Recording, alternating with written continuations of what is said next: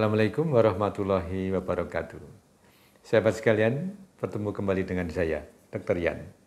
Hari ini kita membahas lagi mengenai myoma uteri. Kasus ini memang lumayan menarik karena memang banyak masyarakat kita yang menderita penyakit ini. Kita sudah mempunyai koleksi beberapa jenis video tentang myoma uteri. Nah, sekarang ini saya hanya menceritakan sharing terkait teknik operasi khusus untuk melakukan operasi pengambilan myom dan secara konservatif, artinya tidak diangkat rahimnya. Dan yang khusus apa? Yang khusus adalah perdarahannya bisa dikurangi atau risiko perdarahannya dibikin minimal. Teknik tersebut disebut bloodless myomectomy. Dari kata-katanya kelihatan bahwa bloodless adalah perdarahan yang lebih sedikit atau mungkin tidak ada perdarahan. Dan yang kedua, myomectomy. Myomectomy adalah operasi mengambil myom. Sahabat sekalian, salah satu penyulit pada saat operasi adalah perdarahan. Dan ini menjadi concern yang penting karena ada beberapa jenis myoma yang mempunyai risiko perdarahan yang cukup besar. Misalnya adalah myoma uteri yang besar. Yang kedua, myoma uteri yang pada posisi tertentu, misalnya pada cervical, dekat serviks. Kenapa risiko perdarahan? Karena di situ dekat dengan pembuluh darah besar yang mensuplai mengalirkan darah ke dalam rahim. Dan yang ketiga adalah misalnya kalau kita melakukan operasi myomectomy bersamaan dengan operasi seksio, melahirkan dan sebagainya. Jadi memang ada beberapa kondisi yang berisiko perdarahan tersebut menjadi lebih banyak. Nah, pada prinsipnya operasi bloodless myomectomy adalah ketika kita sebelum melakukan operasi mengangkatan rahim, maka aliran darah ke dalam rahim tersebut dihentikan secara temporer atau diblok, sehingga ketika melakukan operasi myomectomy maka perdarahannya menjadi sedikit. Setelah operasi selesai, blok atau penghentian sementara aliran darah ke dalam rahim tersebut dibuka kembali. Dan ketika dilakukan dengan baik, maka fungsi rahim setelah dihentikan sementara tersebut tidak akan terganggu. Kemudian detail dari teknik ini adalah bahwa aliran pembuluh darah ke rahim itu sebenarnya yang utama hanya 2 buah.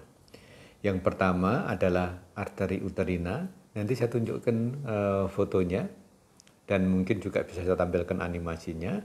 Dan yang kedua adalah dari arteri ovarika. Nah, arteri ovarika ini cabang langsung dari pembuluh besar di dalam rongga perut, yaitu aorta. Nah, 2 inilah yang kita blok, kita hentikan sementara. Sedangkan aliran yang lebih kecil, misalnya dari arteria pudenda interna, arteria vaginalis, itu sudah ikut keblok dengan kita melakukan ikatan di ramus ascendens, cabang ke atas dari arteri uterina. Maaf agak detail, tapi nanti biar gampang memahami, saya tunjukkan gambar dan animasinya. Sahabat sekalian, setelah melakukan blok pada kedua aliran darah ini, baru kita melakukan myomectomy. Dan blok atau pemasangan tourniquet dan klem bulldog atau pian klem di kedua aliran darah tersebut dapat dilakukan dengan relatif mudah dan aman. Karena ini sudah kita lakukan pada banyak pasien dan hasilnya syukur baik. Kemudian nanti saya tunjukkan beberapa proses myomectomy setelah dilakukan penghentian sementara aliran darah. Nah, dengan menghentikan aliran darah tersebut, ketika kita melakukan myomectomy, maka tidak ada aliran darah yang aktif. Sehingga pertama apa? Jumlah perdarahan minimal. Yang kedua, operasi bisa dilakukan dengan relatif lebih aman. Sehingga ada benefit beberapa hal yang bisa didapatkan oleh pasien, karena misalnya karena perdarahan minimal tidak perlu transfusi, kemudian tentunya juga menyangkut biaya, jadi bisa ditekan atau lebih murah. Nah, pada operasi bloodless myomectomy ini memang memerlukan beberapa experience, memerlukan beberapa latihan, karena kalau memang belum pernah melakukan tindakan ini mempunyai risiko, misalnya ketika memasang tourniquet, nanti saya tunjukkan di mana pasang tourniquet, bila tidak hati-hati memang bisa risiko mencederai pembuluh darah yang membuat justru ada perdarahan yang mungkin harus dikendalikan. Kemudian kasus-kasus apa yang bisa dilakukan teknik bloodless myomectomy atau myomectomy dengan risiko perdarahan yang minimal adalah tentunya apabila letaknya myom adalah tidak di bawah, tidak di daerah isthmus atau di cervical. Kemudian yang lain adalah ternyata alat-alat untuk melakukan tindakan operasi bloodless myomectomy ini ada pada set operasi dasar. Jadi tidak perlu diadakan khusus. Nanti saya tunjukkan. Yang pertama adalah Foley catheter.